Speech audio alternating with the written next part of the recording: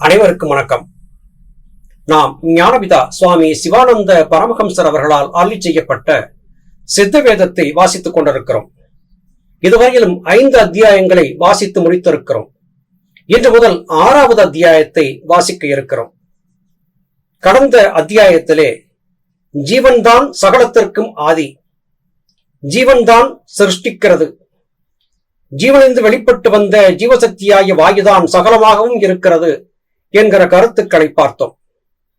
அக்ஷராபியாசம் செய்தவர்தான் மேன்மை பெற முடியும் என்கிற கருத்துக்களை சுவாமி சொன்னார்கள். அக்ஷரம் என்பது காகிதத்திலே எழுதக்கூடிய எழுத்து அல்ல, நாசமில்லாத ஒன்று. நாசமில்லாத ஒன்று என்றால் அது ஜீவன் மாத்திரமே. உடலுக்கு அழிவுண்டு, ஆனால் ஆன்மாவுக்கு அழிவில்லை. அந்த ஆன்மாவை உடலிலிருந்து பிரிந்து விடாதபடியாக காப்பாற்றக்கூடிய பயிற்சி எதுவோ அந்த பயிற்சி தான் உண்மையான அக்ஷராபியாசம் என்று ஞானபிதா அருளி செய்ததை கடந்த பதிவிலே பார்த்தோம். உள் உண்டாக்க வேண்டும். உள் வெளி என்று சொல்லப்பட்ட இரண்டிலே உள் என்பதுதான் ஆற்றல் மிகுந்தது. அந்த உள் என்பது நம் உள்ளே இருக்கக்கூடிய, சிரசின் உள்ளே இருக்கக்கூடிய ஜீவன்தான் என்பதை சுவாமி தெளிவாக விளக்கியிருந்தார்.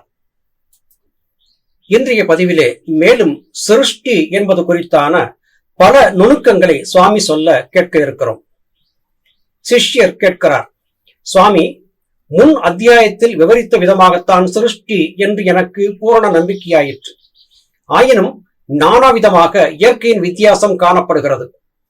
அது கிரக வித்தியாசம் என்றும் அதை பின் விவரிக்கிறேன் என்றும் 3ஆம் அத்தியாயத்தில் அருளியிருக்கிறீர்கள் அல்லவா, அதை விசாரமாக திருவாய் மலர்ந்தருள வேண்டுமாய் பிரார்த்திக்கிறேன் என்று கேட்கிறார். குரு சொல்கிறார், நானாவித சிருஷ்டிகள் எவை? அவை மனிதர், மிருகம், பட்சி, பாம்பு முதல் எறும்பு, கிருமி, கீடாதிகளாகிய ஊர்வன, நீர்வாழ்வன, மீன் முதலியன பிறவுமாகும். மனிதர் என்று சொல்லப்படுவது யாரை? நம் எல்லோரையும். நம்மை மனிதர் என்று சொல்ல காரணம் என்ன? விசேஷ புத்தி இருப்பதால். மற்ற ஜந்துக்களுக்கோ விசேஷ புத்தி இல்லை. ஆனால் அந்த எண்ணம் தப்பு. விசேஷ புத்தி இல்லாதது நமக்கேதான். பாக்கி எத்தனை விதமான ஜீவன்கள் இருக்கின்றன என்று நாம் எண்ணி வருகிறோமோ அவைகளுக்கெல்லாம் விசேஷ புத்தி உண்டு. எப்படி என்றால், ஆகாரம், நித்திரை, புணர்ச்சி இம்மூன்றும் சர்வ ஜீவன்களுக்கும் உண்டானதே. அறிவில்லாததும் விசேஷ புத்தி இல்லாததும் சர்ப்பம், மிருகம், பட்சி, கிருமி முதலியவைதான் என்றும், அறிவும் விசேஷ புத்தி உள்ளவரும் மனிதர்தான் என்றும், அந்த மனுஷர் நாம் தான் என்றும் அபிமானித்து வருகின்றோம். அந்த விதம்தான் மற்ற ஜீவிகளும் கருதுகின்றன. யதார்த்தத்தில் மனுஷர் என்கிற ஒரு சிருஷ்டி இல்லாததாகும். சிருஷ்டியில் இப்போது காணப்படுவன முற்றும் மிருகங்களே, அதாவது இருகால் மிருகம், நாற்கால் மிருகம் முதலானவைகள். நாம் மனுஷர் என்றும் நமக்கே விசேஷ புத்தி உண்டென்றும் கருதி இருப்பதை எதை கொண்டும் ஸ்தாபிக்க முடியாது.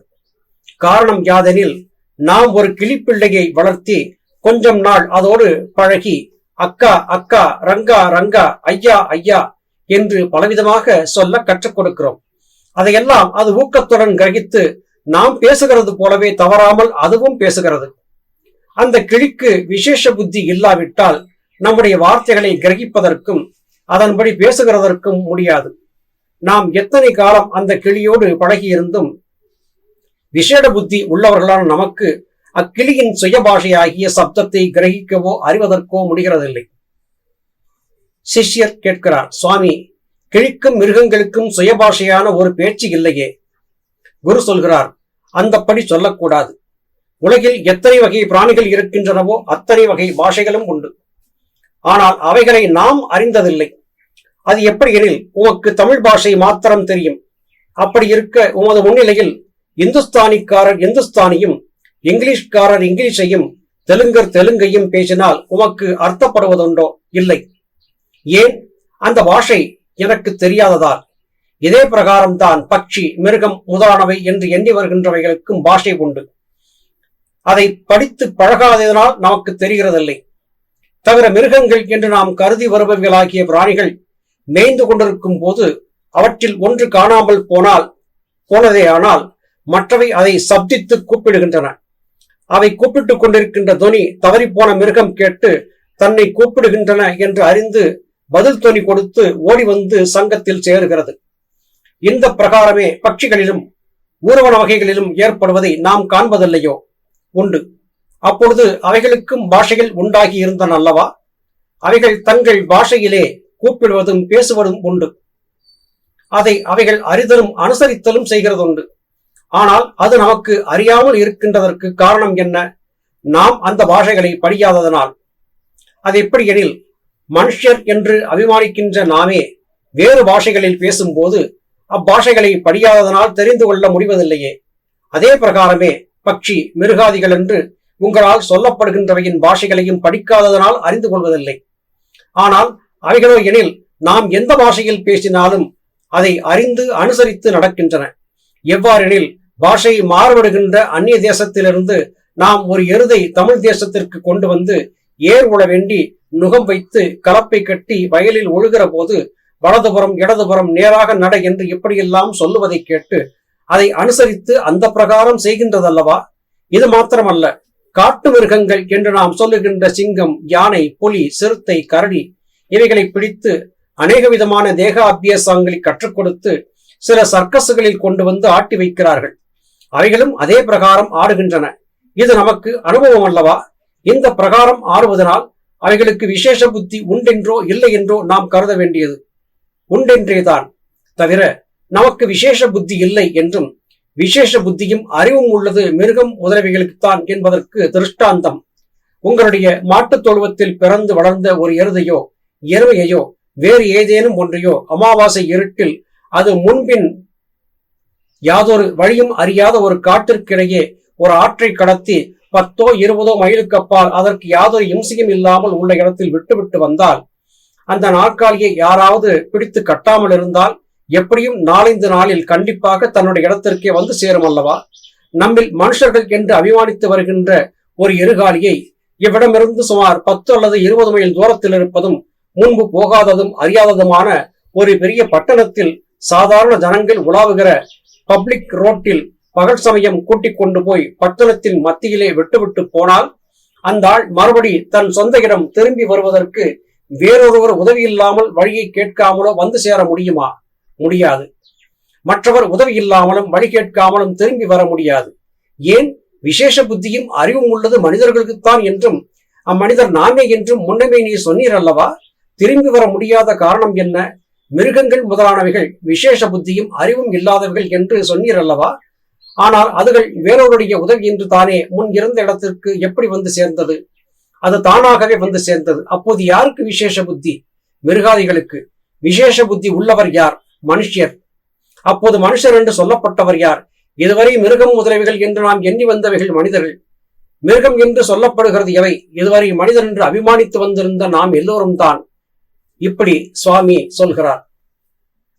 அருமை சகோதர சகோதரிகளே, மிருகங்களுக்கு விசேஷ புத்தி இருக்கிறது. நாம் நம்முடைய வாழ்நாளிலே பற்பல விதமான கதைகளை கேள்விப்பட்டிருக்கிறோம். ஒரு இடத்திலே ஒருவரை சோதிப்பதற்காக மண்ணாலும் களிமண்ணாலும் செய்யப்பட்டு வர்ணம் பூசப்பட்டு பார்ப்பதற்கு அச்சு அசல் பழங்களைப் போலவே இருக்கும் பொய்யான பழங்களை ஒரு தட்டிலே வைத்து அதனோடு கூட உண்மையான ஒரு பழத்தையும் வைத்து இதில் சரியான பழத்தை எடுத்து உண்ண வேண்டும் என்று சொன்னார்கள். அந்த பழத்தை எடுத்து உண்ண வேண்டிய எண்ணத்தோடு இருந்தவர்கள் பழத்தை விடுத்து வர்ணம் பூசப்பட்ட வெறும் மண்ணால் செய்யப்பட்டதை எடுத்து கடித்து ஏமாந்தும் போனார்கள்.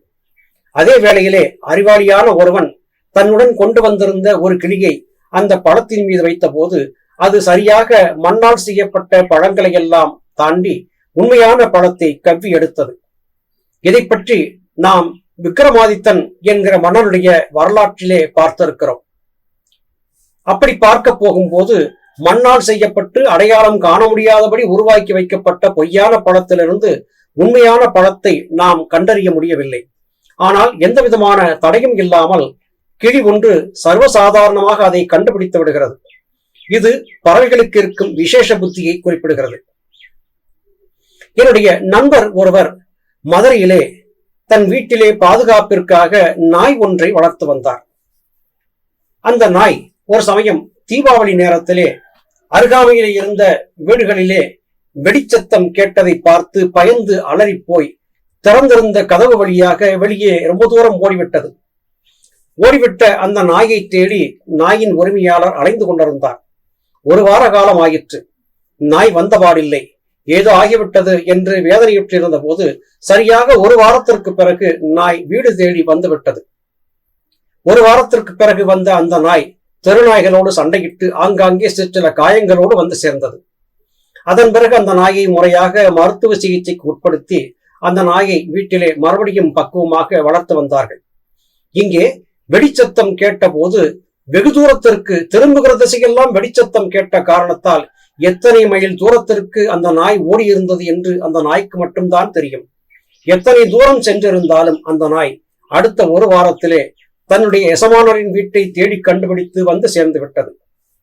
இப்படிப்பட்ட ஒரு நிலையிலே இங்கே சுவாமி சொல்லியதைப் போல மனிதர்கள் என்று அபிமானித்து வரக்கூடியவர்கள் மற்றவரிடத்திலே இருந்து விளக்கத்தை கேட்டு பெறாமல் அங்கே வந்து சேர முடியாது. ஆனால் மனிதர்கள் அல்லாத மற்ற ஜீவராசிகள் எல்லாம் விசேஷ புத்தி கொண்டிருக்கிற காரணத்தால் எவர் உதவியும் இன்றி தான் இருந்த இடத்திற்கு திரும்பிச் சென்று விடுகின்றன. பற்பல தேசங்களிலே இருந்து ஒவ்வொரு பருவ காலத்தின் போதும் நமது தேசத்திற்கு பல பறவைகள் வருகின்றன. இங்கே இருக்கக்கூடிய நல்ல சீதோஷ நிலையை அடிப்படையாக கொண்டு இனவிருத்தி செய்து உருவாக்கிய தன் சந்ததிகளோடு மறுபடியும் தான் இருந்து வந்திருந்த தேசத்திற்கு சென்று விடுகின்றன. அவற்றுக்கு யாரும் வரைபடத்தை கொடுக்கவில்லை. செல்வதற்கு எவரும் கடவுச்சீட்டு கொடுக்கவில்லை. இப்படி செல்ல வேண்டும் என்று யாரும் சொல்லிக் கொடுத்ததில்லை. ஆனால் அந்த பறவைகள் கடல் கடந்து நீண்ட தூரம் பயணித்து நமது தேசத்திற்கு வந்து இனவிருத்தி செய்து திரும்பவும் தன்னுடைய தேசத்திற்கு சென்று கொண்டிருப்பதையும் பார்த்து கொண்டுதான் இருக்கிறோம். இதையெல்லாம் வைத்து சுவாமி சொல்லும் போது மனிதர்கள் என்று நாம் நம்மை சொல்லிக் கொள்கிறோம். உண்மையிலே பார்க்க போகும்போது விசேஷ புத்தி கொண்டிருக்கக்கூடிய மற்ற ஜீவராசிகளை மனிதர்கள் என்றும் நம்மை இருகால் மிருகங்கள் என்றும் தான் அழைக்க வேண்டும் என்று சுவாமி சொல்லுகிறார். சுவாமியின் தீர்க்க தரிசனம் மிகவும் புனிதமானது. ஞானபிதா சொல்லக்கூடிய கூற்றுக்களை சற்று அமைதியாக அமர்ந்திருந்து சிந்தித்து பார்த்தால் உண்மையிலேயே சுவாமி சொல்லக்கூடிய கருத்திலிருந்து பார்க்கும் போது நம்மை மனிதர்கள் என்று சொல்லிக் கொள்வதற்கு நமக்கு எந்த அருகதையும் இல்லை என்பது ஏற்படுகிறது. அருமை சகோதர சகோதரிகளே, இந்த உலகிலே எல்லா ஜீவராசிகளும் அறிவோடு இருக்கின்றன. எல்லா ஜீவராசிகளும் தத்தமது மொழியிலே பேசுகின்றன. மற்ற ஜீவராசிகளுக்கு எந்த தேசத்தவரின் மொழியையும் புரிந்து கொள்ளும் ஆற்றல் இருக்கிறது. ஆனால் மனிதர்களுக்கு தன் மொழி அல்லாது மற்றவரின் மொழியிலே பேசுவதற்கு கூட அவர்கள் உதவியின்றி தெரியாது. இந்த உண்மைதான் மனிதர்கள் எப்படி பார்த்தாலும் அறிவுஜீவிகள் என்று சொல்லிக் கொள்வதற்கு அருகதை உள்ளவர்கள் அல்ல என்பதை நமக்கு நிரூபிக்கிறது. நல்லது சகோதர சகோதரிகளே, மீண்டும் அடுத்த பதிவிலே உங்களை சந்திக்கிறேன். அதுவரையிலும் நன்றி, வணக்கம்.